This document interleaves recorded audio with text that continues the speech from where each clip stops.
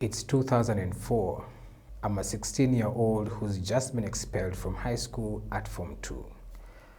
My father wants me to keep reading, so he's bringing me high school textbooks to teach myself stuff from home. But I'm not really enjoying teaching myself about mitochondria. So I'm reading the newspapers he's been buying on Sundays. Sunday newspaper, Standard, Nation, name it. I'm enjoying the Wahome Mutahis of the time, the Mwende Mwinzis of my time, cover to cover, even up to reading everything that is in the obituaries. I'm listening to lots of radio, Papa Shak on Metro FM, Swahili Service English. I was having a good time. And one day, I'm walking at home, I come across a pamphlet that belongs to Daystar University. I had never heard of Daystar University before then. And I'm seeing a place they've written, they offer mass communication, journalism, and writing. And that interests me, tickles my fancy. And it is at that time that I realized I actually love writing. I love stories. And I declared to myself that I want to become a journalist. And from then on, my life just revolved around newspapers and reporting and stories. I get back to school. I joined the journalism clubs of my high school, from Pumwani High School to Bugema Adventist Secondary School in Uganda, and I finally make it to Daystar early 2011. But there is a twist. I can't manage to finish my degree because of family instabilities. So what happens? I don't have access to class anymore. But I do have access to the computer lab. So from 6 a.m. to 10 p.m., I'm listening to the campus radio, Shine FM. And I'm spending time at the computer lab. What am I doing in the computer lab? Teaching myself social media. At the time, as students, we were just starting to use the digital space for activism. And it was big back then, 2011, 2012. Kenya was still finding its way around Twitter. And I opened up like 5 blogs. I had a lot to say around politics, relationships, name it. Also because I was going through my own traumas as a young man. And so teaching myself social media during these years became such a paramount time of me learning to tell stories online. And there I began talking to the world through my poetry, talking to the world through my stories around gender-based violence.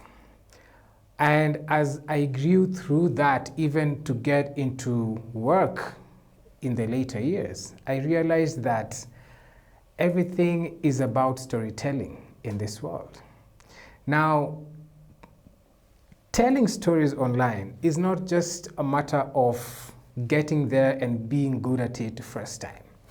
And for many small businesses, these are real struggles, because if you just started a business, it's not like you were taught how to tell stories online.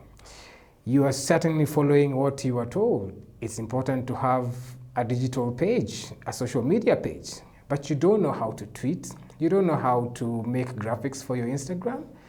So what to do? Where to start? Do you take a LinkedIn course? Do you take a course in college or high school or university? What to do? Now, over the years as well, telling my stories on my Twitter, on my Instagram, has been one of the biggest ways that I have also grown my own businesses. That is through trauma therapy, to digital advocacy campaigns, to even just digital marketing, selling products. And the reason why I love this job is because I love what stories do to us human beings, all right? And one of the perks that we are going to be teaching you through this course is how do you tell your stories, or the stories of your business online? How do you have the bigger picture, but starting small, to building your voice? Because there are people who are selling the same thing you're selling. What makes your product unique? And what is the nature of your online persona? The same way, if you get to a bus stop in a typical Kenyan bus stop, there are many people selling mayai pasua. What makes you want to go to one person and not another vendor? All right, so it is very similar in the digital space. What makes your voice unique? What makes your online persona unique? What makes your business page different? All right, and have you studied as well the social media behaviors and trends of your target market? How do you speak their language? How do you adhere to consistency, persistence, and patience? And we want you to think of them as skills, not feelings, because many times we get on social media to just pour out our feelings. How do you think of consistency, persistence, and patience as skills?